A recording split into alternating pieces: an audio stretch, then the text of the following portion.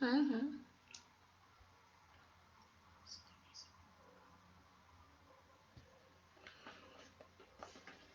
Estou entrando novamente.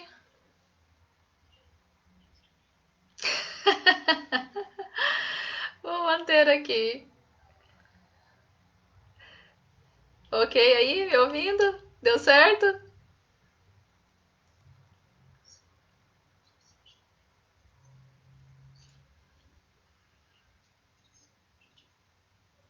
Gente, estou fazendo as tentativas, acho que agora vai dar certo. Vamos ficar aqui ao vivo. Uau, maravilha! Acabei de receber aqui que deu certo. Boa tarde, gente. Boa tarde. Que saudade que eu tava de fazer live aqui no Facebook. Meu Deus do céu, que saudade, que delícia. Que delícia estar aqui. E hoje a gente vai falar, na verdade não é uma fala, mas é um momento de respostas, de perguntas e respostas nessa conversa terapêutica que nós vamos fazer. São perguntas reais de pessoas reais que eu vou responder aqui na live ao vivo. E você que está aí comigo também vai poder fazer a sua pergunta, vai poder tirar suas dúvidas relacionadas com esse assunto de terapia. O que você gostaria de saber? Se você tem alguma dor, se você tá passando por alguma dificuldade, que você quer ter uma resposta em relação a isso, quer fazer uma pergunta em relação a isso, você pode me perguntar que eu respondo para você, tá bom? Eu sou Eliane Cunha, psicoterapeuta. Eu atuo clínica já há 15 anos, eu trabalho com terapia há 15 anos, então eu tenho aí algumas bagagens, né, de experiências na prática que eu tenho certeza que de alguma maneira eu posso contribuir com você que está aqui. Então eu resolvi entrar um pouquinho hoje para a gente bater esse papo, para a gente conversar nesse sentido, para a gente chegar numa discussão. E enquanto eu vou respondendo as perguntas que a gente já tem aqui, você vai poder elaborar a tua, você vai poder fazer a sua pergunta. Tenho uma equipe aqui falando no meu ouvido que vai ler as perguntas para mim, porque eu não estou vendo, eu estou numa página diferente. Então tem alguém aqui que vai ler as perguntas e vai trazer para mim, tá bom? Ricardo, você tá aí? Quer me Tá, me traz a primeira pergunta, só um minutinho. Você pode repetir a pergunta? Que me ferem. Pode repetir? A pergunta é: o que poderia me ajudar a não atrair mais um padrão de homens que me ferem? Uau! Muito bem, gente. Olha só, o que pode ajudar a gente a não atrair mais pessoas que nos ferem, né? Pessoas que nos machucam, pessoas que nos magoam, pessoas que não nos faz bem. O que leva a gente a mudar esse padrão de comportamento em nós? Como que eu posso mudar esse padrão de comportamento em mim? Eu mudo esse padrão de comportamento em mim e eu consigo mudar esse padrão fora. Então, o que é isso? Para eu não atrair pessoas que vão me machucar, pessoas que vão me magoar, pessoas que vão me ferir, eu vou trabalhar essa questão em mim primeiro. Eu vou olhar para mim, né? Para mim, para os meus padrões. Será que nos meus padrões familiares essa situação acontece? Será que na vida da minha mãe isso aconteceu? Será que na vida do meu pai isso aconteceu? Será que na vida dos meus avós isso aconteceu? Será que isso é um padrão que está na minha família? Um padrão de sempre atrair pessoas que vão machucar a gente, sempre atrair pessoas que vão trair a gente, sempre atrair pessoas que vão magoar? Porque se esse é um padrão familiar, se é um padrão que está nos meus antepassados, provavelmente eu vou repetir esse padrão em mim, se esse padrão não foi trabalhado. E não tem como eu trabalhar essa questão nos meus familiares, mas tem como eu trabalhar essa questão em mim. Eu vou olhar para a minha vida, vou olhar para as relações que eu já tive e vou ver se há nessas relações essa repetição de padrão. Ou se isso aconteceu só uma vez. Se isso aconteceu só uma vez, talvez ele não vai acontecer de novo. Mas se você saiu de uma relação onde você vivia dessa maneira e você entrou numa nova relação e esse padrão está se repetindo, então você está sobre esse padrão. Então você olha para esse padrão e você determina que a partir daqui você vai fazer diferente. Então você vai, dentro de você, mudar a tua concepção em relação a isso. Você vai mudar a tua forma de busca, mas primeiro você vai trabalhar essa questão em você. Em você.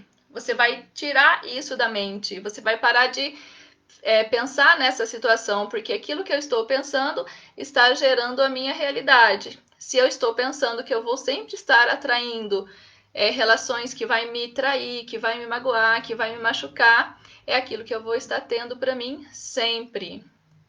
Certo? Ricardo, tem mais alguma? A próxima pergunta é possível se apaixonar perdidamente ou amar alguém sem nunca ter tocado, sequer beijado a pessoa? Ou é só mesmo carência? Ou isso é carência só? Ah, sim, é possível. Repete, é possível se apaixonar? É possível se apaixonar perdidamente ou amar alguém sem nunca ter tocado ou beijado a pessoa? Eu tô vendo a sua pergunta aqui agora, que legal. É possível se apaixonar perdidamente ou amar alguém sem nunca ter tocado, sequer beijado essa pessoa? Claro! Com certeza é possível se apaixonar. Porque a gente, Ricardo, eu não sei se você sabe, nós estamos sempre nos projetando fora de nós, né? Provavelmente essa pessoa, né, ela se gosta tanto e ela está projetando fora dela essa elucubração, né? E também pode ser e tem muito a ver com a questão de idealização. Idealização, né? Por exemplo, a pessoa conhece a outra, mas ela não tem nada com essa outra pessoa. Ela conversa com essa pessoa só de maneira online e ela começa a criar expectativas em relação àquela pessoa. Então, quando ela está criando essa expectativa, ela está tornando aquela pessoa exatamente como ela gostaria que aquela pessoa fosse, entende? Então, sim, eu não vou estar verdadeiramente apaixonada pela pessoa em si, mas eu vou estar apaixonada pela idealização que eu faço da pessoa. Entendeu? Conseguiu me compreender?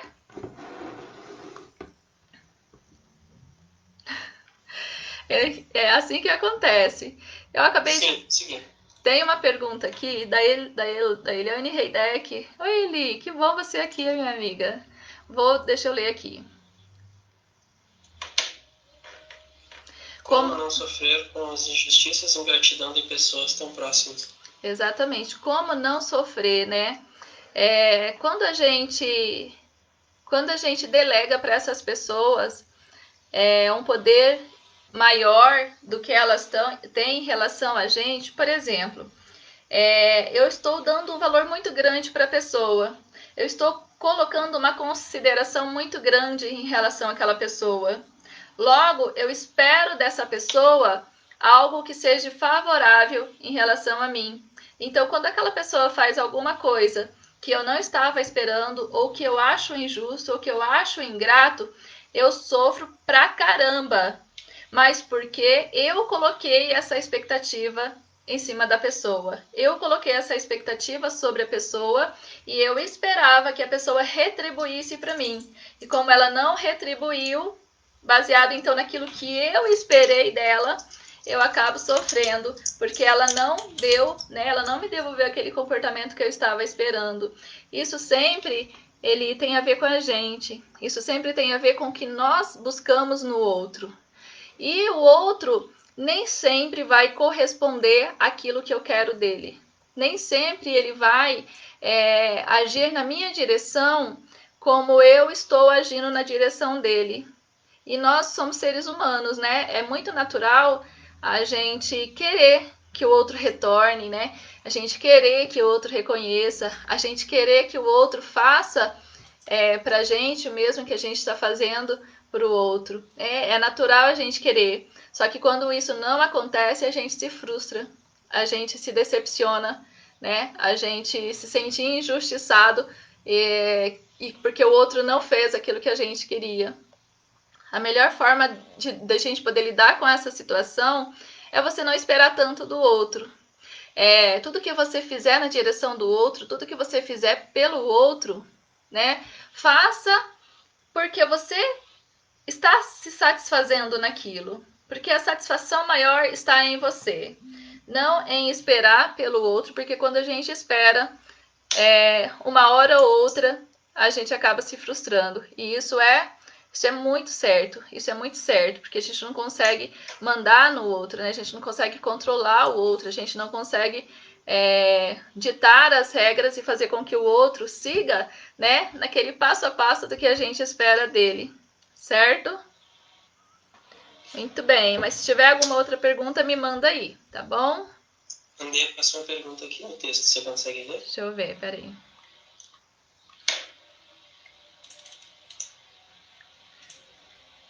Como posso controlar meus ciúmes? Essa 3 eu já respondi. Como não sofrer com as injustiças e ingratidões das pessoas tão próximas? Essa foi da Eliane. Essa era da Eli. Maravilha. Então tá. Que legal, tô conseguindo ver essas perguntas aqui agora. Como posso controlar... Ai, essa é boa. Como posso controlar os meus ciúmes? Gente do céu, você sofre com ciúme? Conta pra mim se você sofre com ciúme. Conta pra mim qual é a tua experiência com os ciúmes, né? Agora, Ricardo, eu não sei se essa pergunta tá. Como posso controlar os meus ciúmes? Seria em relação a relacionamento? Seria ciúmes de relacionamento? De casal? Exatamente. Tá. Então tá, como lidar com ciúmes, gente? Toda pessoa ciumenta, ela tem uma característica, né? Uma característica única que é a característica de possessão. Se eu tenho ciúme do outro, é porque eu acho que o outro é só meu, que o outro tem que olhar só para mim, que o outro tem que me atender somente, que o outro tem que fazer só o que eu quero, que o outro... Entende? Então eu me sinto dona daquele outro, eu me sinto senhora daquele outro. Então eu quero que o outro faça tudo que eu quero que ele faça. Então eu fico, né, nessa posse. E essa posse, essa questão de ter, né, de querer ter a posse do outro, ela tá ligada também a mim. A mim, porque aquela pessoa que tem ciúmes, ela quer que o outro também tenha ciúmes dela. Ela não quer ter ciúmes sozinha. Ela tem os ciúmes e ela quer que o outro também tenha as mesmas, né? Que age na direção dela da mesma maneira. Às vezes ela até vai brigar com a outra pessoa se a outra pessoa não tem ciúmes, porque ela quer que a pessoa tenha ciúmes. Ela é um tipo de pessoas controladoras. É um tipo de pessoas controladoras. Agora tem outra face dos ciúmes. Tem outra face dos ciúmes, porque o ciúmes, ele vem de uma insegurança. Ele vem de uma insegurança. Poxa, se ele não tem ciúme é porque ele não gosta de mim. Se ele não tem ciúme é porque ele não me ama. Se ele não tem ciúme, ele não liga pra mim. Se ele não tem ciúme, ele não tá nem aí pra mim. E não é isso, não é isso. A pessoa tá insegura em si, a pessoa tá insegura na relação, a pessoa não tá nela e ela tá achando que o outro também e ela acha que o outro também tem que agir da mesma maneira. Como que eu controlo essa questão dos ciúmes? Tem uma terceira questão relacionada aos ciúmes, que é aquela questão de se eu tenho muitos ciúmes, é porque eu não estou confiando. É porque eu não estou confiando. E se eu não estou confiando, eu estou...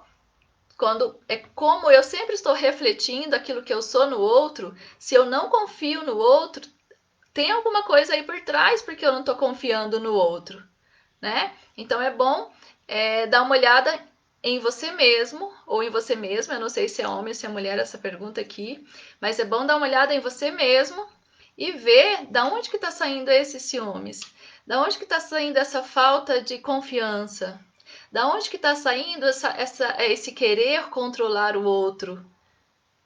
São perguntas que a gente faz para a gente mesmo e que nós conseguimos chegar na explicação dessa questão exagerada do ciúme, porque o ciúme, ele não é saudável, ele não é saudável na relação. Se eu estou me relacionando com alguém e eu quero que essa relação seja saudável, eu vou me manter ali naquela relação confiando, sem querer tomar posse da outra pessoa, né? Sem querer controlar a vida da outra pessoa de maneira livre, prazerosa e gostosa. Então, o ciúme demais na relação é uma questão, é um grito para se olhar para aquela relação, para se ajustar um no outro naquela relação, porque alguma coisa está faltando aí, tá bom? Beleza, Ricardo. Tem mais alguma? Pergunta 5. É possível deixarmos de mentir para dizer simplesmente a verdade a vida toda? Essa é boa, né? É possível deixarmos de mentir para dizer simplesmente a verdade a vida toda. Que dureza, gente. Olha, é possível a gente deixar de fazer um monte de coisa. É possível, imagina, deixar de mentir, principalmente é possível deixar de mentir. O problema é quando essa mentira já se tornou verdade para você, né? Porque quando a mentira se torna verdade para você, você fica perdido entre o que é ou o que não é mais verdade ou mentira, né? Agora, essa pergunta, o que eu entendo? É possível deixar de mentir para dizer simplesmente a verdade a vida toda? Ou você deixa de mentir para dizer a verdade, ou você começa a dizer a verdade para parar de mentir? Tá um pouco confuso. Mas se eu tiver que te dar uma resposta, o que eu te respondo? O que está sendo mentira na tua vida? E o que é verdade na tua vida? Porque aquilo que você está acreditando é a tua verdade. Seja ela mentira ou verdade. Tá meio Dilma nessas respostas. Mas é para poder te trazer uma. Te trazer para uma compreensão do que é verdade para você, né? Do que é verdade e o que é mentira para você. Porque a pessoa perguntar assim: é possível deixar de mentir para dizer simplesmente a verdade? Quando ele fala simplesmente a verdade, dá uma impressão de que a verdade não é tão importante para a pessoa, sabe? Não é tão significativa. É possível deixar de mentir para dizer simplesmente a verdade? É possível você olhar para dentro de você e te levar a encontrar o que faz você achar que a mentira ela é melhor ou ela é mais válida do que a verdade para você, né? Quando a gente começa a entrar nesse ciclo de mentiras, nós entramos num ciclo muito vicioso, né? É aquela coisinha, uma mentira sempre puxa outra. E quando você perceber, você vai estar num estado de mentira tão grande que você às vezes não vai conseguir sair desse estado de mentira. Você se enfiou tanto nas situações de mentira, mentira, mentira, mentira, mentira, e você não consegue sair. O que isso causa para você? Isso causa para você uma descrença. As pessoas não vão mais botar fé em você, as pessoas não vão mais acreditar em você, as pessoas não vão mais te levar a sério, as pessoas vão achar que tudo que você vai falar, porque o que eu digo para você? Nós temos uma energia que nos circula e essa energia não mente. Se eu chego para você e vou conversar com você e você está me ouvindo a falar, mas aquilo que você me ouve falar não condiz com aquilo que você sente de mim, tem alguma coisa no ar meio estranha, entende? Tem alguma coisa no ar meio estranha. Então, opta pela verdade sempre, né? A verdade dói, mas liberta. Então, opta pela verdade sempre, né? Porque quando você falar a verdade, você vai estar falando a verdade e a energia que você vai estar vibrando em você é de verdade. A pessoa que estiver te ouvindo não vai ficar naquela, nossa, será que é isso mesmo? Ou será que não é?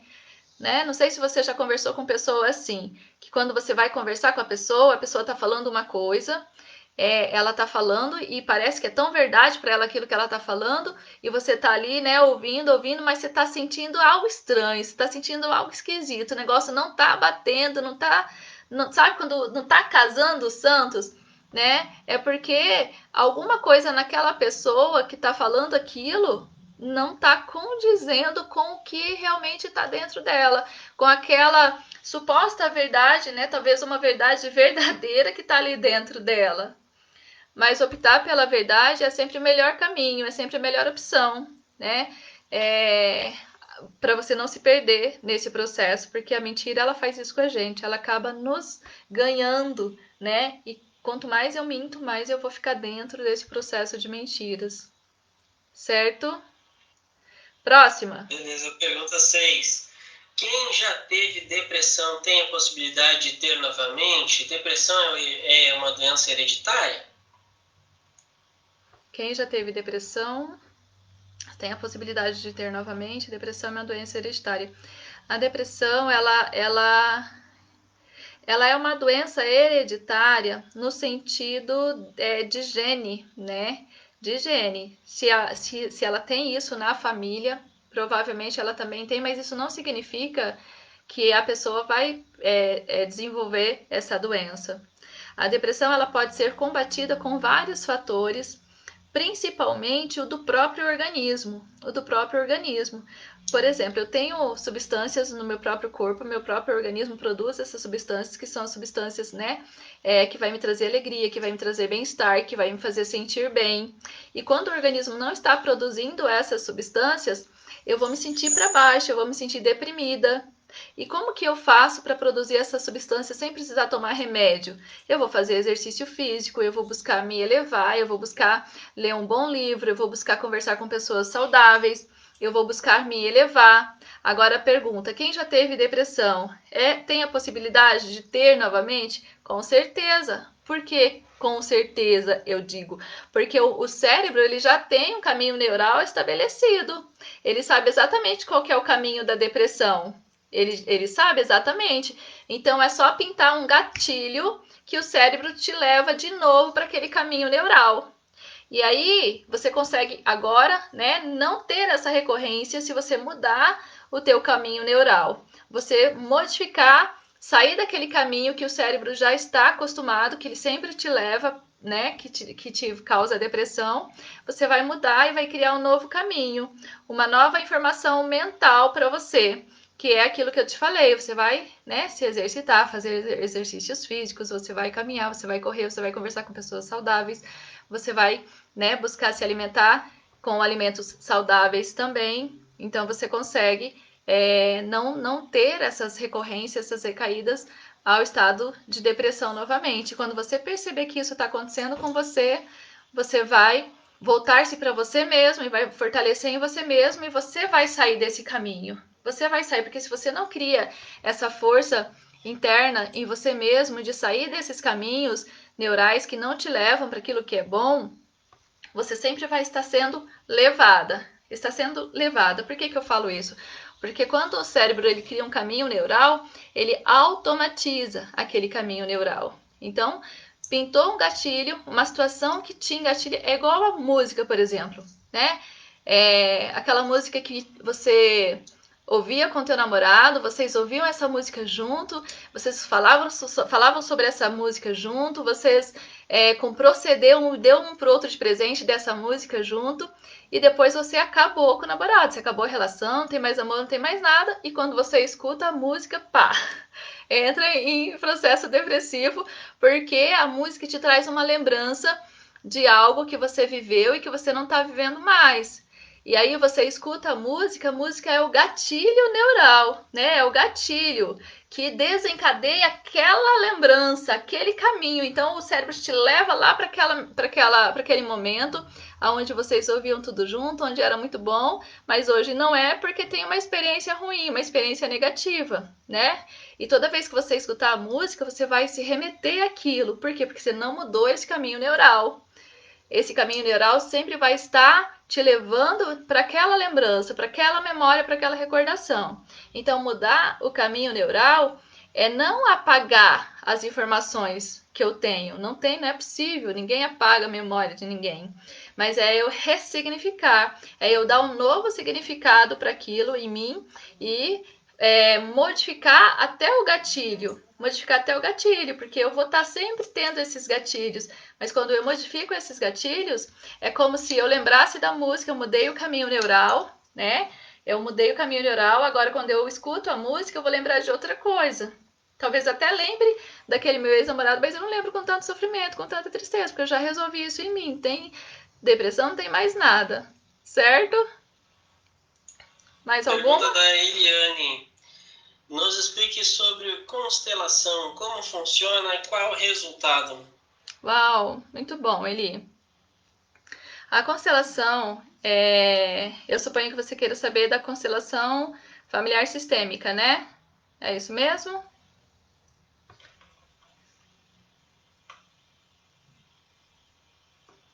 Ó, a constelação familiar sistêmica, ela é um processo lindo, né? Lindo, lindo, lindo, lindo, lindo. Que acontece para mudanças na nossa vida. Por exemplo, eu vou dar um exemplo prático da constelação familiar sistêmica. Deixa eu ver as respostas aqui. Ricardo trouxe as perguntas. Ele trouxe um caso que, se trabalhar dentro da constelação, vai ficar lindo. Cadê? Como sofrer? Qual era o caso ali? Espera aí.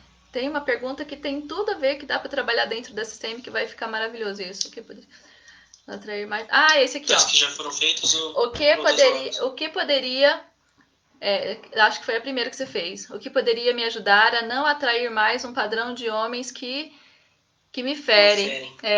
Vou pegar esse exemplo aqui que a gente trouxe para explicar como que funciona a constelação familiar sistêmica. A constelação familiar sistêmica, ela é um processo, eu chamo ela de ferramenta terapêutica. Né? E é um processo onde qualquer pessoa pode passar. Né, por esse processo, por essa ferramenta terapêutica, para resolver seja qual situação a pessoa quiser resolver na vida. Qualquer situação que ela quiser resolver na vida, que ela quiser olhar, né, para aquela situação da vida dela, ela pode se utilizar da constelação familiar sistêmica. Nesse caso, vamos imaginar que essa pessoa, né, que está ali sofrendo com relações ruins, né, com padrões negativos de relações, ela chega para a constelação familiar sistêmica e ela quer olhar para essa situação. Ela vai olhar para essa situação e nesse processo ela vai conseguir perceber da onde que vem essa situação que ela está sofrendo, da onde que vem esse padrão de relação ruim, de mulheres que sempre são traídas, de mulheres que sofrem nesse processo de relação que não é favorável, que não é boa. Quando ela olha para essa situação, ela tem uma compreensão do que está acontecendo e, mais do que isso, ela consegue colocar luz sobre esse sistema, de modo que, a partir dela, esse padrão não se repete mais. É um padrão que foi olhado, é um padrão que está sendo repetido, é um padrão que vem em desordem, porque a gente entende que a ordem é aquilo que é bom, aquilo que faz bem, né? E aquilo que não é bom, aquilo que não faz bem, a gente entende que é uma desordem. Então, ela olha para essa situação na vida dela e essa situação que veio até aqui em desordem, a partir dela, começa a entrar numa ordem, começa a ser ajustado, né? Então, aquilo que chegou até ela não precisa chegar para a filha dela, porque a partir dela há essa mudança. E como que acontece esse processo de constelação? As constelações, elas são baseadas sobre 3 tripés fundamentais.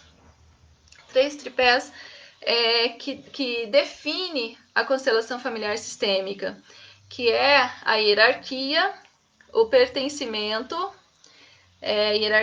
pertencimento, equilíbrio de troca, esqueci o nome do terceiro tripé. Mas o que é isso? Quando eu respeito a hierarquia, eu dou lugar para todos aqueles que chegaram antes de mim. todos aqueles que chegaram antes de mim têm lugar no sistema.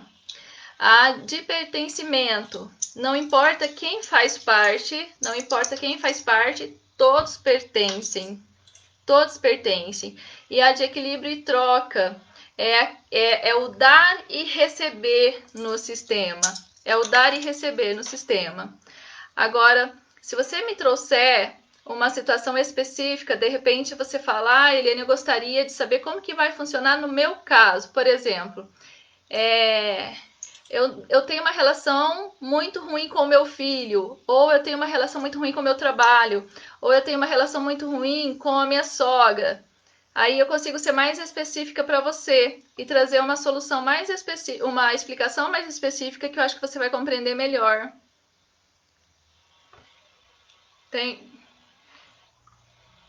Conseguiu me entender? O resultado qual seria? Seria resolver os conflitos e ficar todo mundo bem? Ah, sim, os resultados da constelação, eles são lindos, né? Eles são lindos. Você resolve todos os conflitos. Por que que você resolve? Porque você consegue olhar para eles. Você consegue ver esses conflitos. Você consegue colocar à luz aquela situação que estava te incomodando, né? E a constelação, ela tem algo lindo nela, que ela não, os resultados da constelação, ele não é só aqueles que acontecem naquele momento propriamente dito da constelação ali que você faz o processo de constelação. Ficam vindo, sabe? Eles ficam vindo para você, as soluções ficam vindo para você. Elas não param até que tudo seja ajustado, até que tudo seja direcionado, até que tudo se alinhe, né? Porque quando há essa questão, né, de desajuste, a gente entende que há um desalinhamento. Então, quando você olha, esse alinhamento é como se ele se fizesse sozinho. Ele se fizesse sozinho. E à medida que ele vai se fazendo, as soluções vão acontecendo para você, vão acontecendo na tua vida. Entendeu?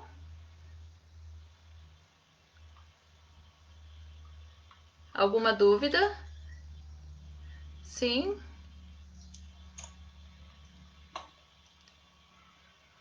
Beleza. Outra pergunta. Nos explique... Porque às vezes, mesmo acompanhados, nos sentimos sozinhos. A solidão é uma condição humana? Porque às vezes, mesmo acompanhado, nos sentimos sozinhos. O que acontece, gente, quando nos deparamos com essa sensação de solidão, mesmo estando no meio de um monte de gente?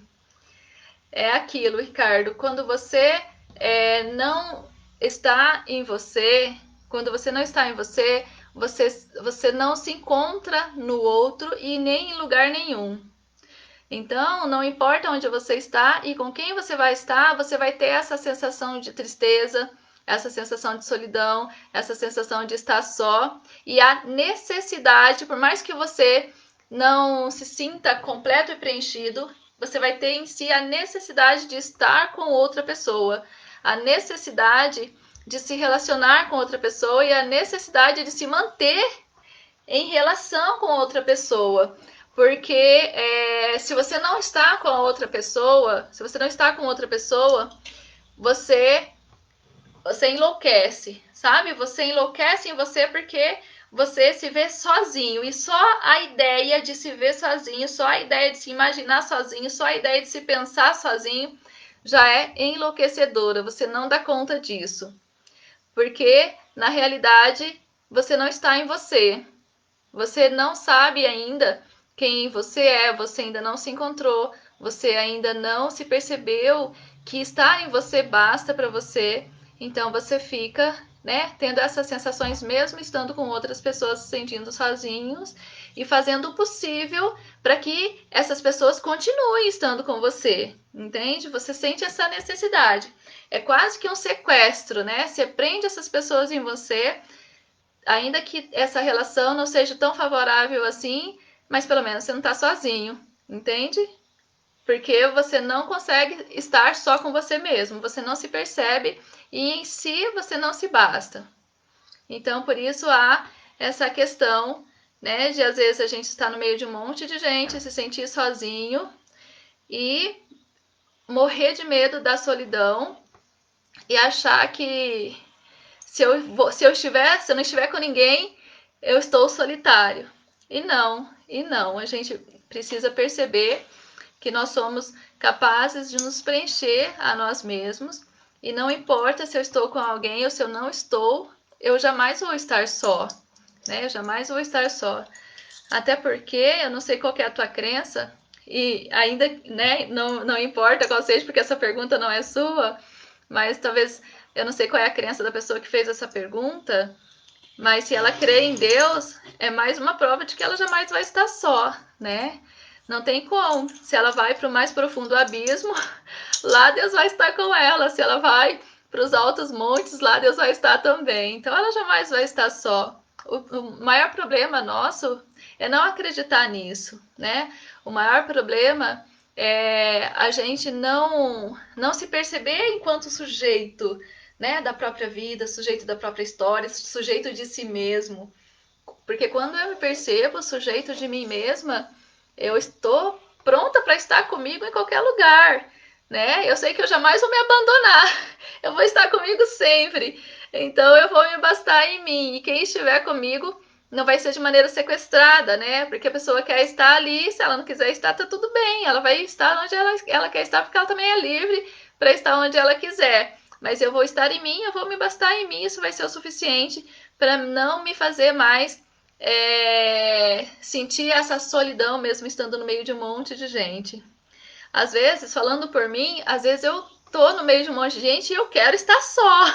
Eu quero vir para minha casa, eu quero estar no meu quarto, eu quero estar no meu escritório, eu quero estar comigo, porque eu amo a minha própria companhia, né? Mas é um processo, a gente precisa chegar nisso, a gente precisa passar por esse processo de autoconhecimento, por esse processo de se perceber enquanto sujeito, se perceber enquanto pessoa, descobrir quem você é, e você vai ver que impossível você estar só, né? Impossível, porque você vai ver o quanto você e o quanto é e o que você é, né? E isso vai ser maravilhoso, isso vai ser incrível. Você não vai mais sequestrar ninguém para estar junto com você, você não vai mais chantagear ninguém para estar junto com você, e quem estiver com você vai estar porque quer estar mesmo, porque gosta de você de verdade. Certo? Olha, passou do tempo que eu tinha programado para estar aqui. Mais alguma? Quer encerrar agora? Só tem aquela outra sobre profissionais de psicologia que atuam com psicanálise. Vamos falar essa então? Manda ela. Tá, então. Depois a gente encerra. Se não tiver mais nenhuma pergunta Beleza, então dos nossos amigos. Qual a tua opinião sobre psicanalistas que não são formados em psicologia? São áreas diferentes, porém como são vistos profissionais que são formados em cursos livres e atuam clinicando? Então, eu não vejo assim que são áreas diferentes, né? São áreas com o mesmo foco. Que foco é esse? Trabalhar a cura da alma, né? Tanto o psicanalista quanto o psicólogo, ele não trabalha receitando remédio, ele trabalha, né, olhando para o interior da pessoa, olhando para o interno da pessoa, olhando, né, para aquelas situações que está incomodando a pessoa. Então, eu não vejo assim muita diferença. Agora, essa questão, né, de formação, pela questão de formação, tanto na psicologia quanto na psicanálise, eu acho que é bom você olhar onde você está se formando, né, você se informar qual que é essa instituição que está te formando, se essa formação está te atendendo, se não está te atendendo, porque qualquer um pode se formar em psicanálise, da mesma maneira que qualquer um pode se formar em psicologia. Agora, o que vai diferenciar é o teu profissionalismo, é a responsabilidade que você tem enquanto profissional em entrar no mercado e ter vidas, né, nas tuas mãos, porque tanto um quanto o outro trabalha com pessoas, tanto um quanto o outro trabalha com outras vidas, com outros seres humanos, e isso requer uma responsabilidade, né, e uma entrega verdadeira muito grande de cada profissional, certo? Mais alguma? Beleza. Acabaram as perguntas. Acabaram todas? Ah, maravilha. Mas deu para matar a vontade de ficar aqui no Facebook ao vivo? Deu para matar a saudade que eu tava daqui? Que delícia. Vamos ver se a gente volta mais vezes, né? Com esse estilo de live, falando trazendo, né, algum conhecimento nesse sentido, respondendo alguma coisa. Não sei se eu consegui te responder de maneira clara, minha amiga, sobre a constelação familiar sistêmica. Se eu não conseguir responder, pode me procurar inbox, me manda uma mensagem inbox, eu gravo alguns áudios para você de maneira mais específica, te falando, né? E te respondendo de maneira mais direta em relação à tua pergunta. Ela foi uma pergunta muito abrangente, uma pergunta ampla, né? Falar da constelação. Mas eu amo falar da constelação. Pode ser que eu volte sim aqui para falar da constelação, né, dos pilares da constelação, né, quem trouxe a constelação para cá, quais são as áreas que a constelação atua, quem pode trabalhar com constelação e tudo mais. Mas acredito que talvez não seja essa a sua pergunta, tá bom? Então me mande a sua pergunta, né, no particular que eu respondo para você. E gente, se você também tiver pergunta e não quiser escrever aqui, de repente, né, você não quer abrir para as pessoas sobre as perguntas que você tem, no box, né? Você pode me mandar essa pergunta no box, eu respondo para você ali em box, gravo um áudio para você respondendo a sua pergunta, né? Porque eu entendo, às vezes a gente não quer, né, se expor de alguma maneira, né? Talvez e nem sempre, né? A exposição também é favorável. A gente falar assim é favorável. Mas vocês podem mandar inbox as perguntas que eu respondo todas, tá bom? Eu vou deixar essa live gravada até para as pessoas para quem a gente respondeu aqui acessar e terem, né, as respostas. E vocês também pode no próprio espaço de comentários, né? Que eu não tô vendo agora, mas eu sei que tem os espaços de comentários aqui embaixo. Pode deixar os comentários de vocês que eu vou lá interagir, né? Que eu vou lá curtir os comentários, que eu vou lá ler, que eu gosto muito de ler. Tá bom? E eu vou encerrar, porque, olha, passou 14 minutos, eu ia ficar aqui só meia hora. Passou 14 minutos, mas foi muito gostoso. Espero que tenha sido válido para vocês. Ricardo, obrigada por me ajudar aqui com a live, com as perguntas, tá? Gratidão, gratidão mais uma vez. E a gente volta de novo, porque eu amo fazer live no Facebook, eu amo fazer live aqui. Então eu volto de novo. Só não sei quando, mas eu volto. Eu aviso um pouquinho antes. Abraço, gente. Obrigada, obrigada, Eli, pelas perguntas. Até mais. Agora eu não sei encerrar a live aqui, gente. Faz tempo que eu não venho pra cá, o negócio mudou. Aqui embaixo. Até logo.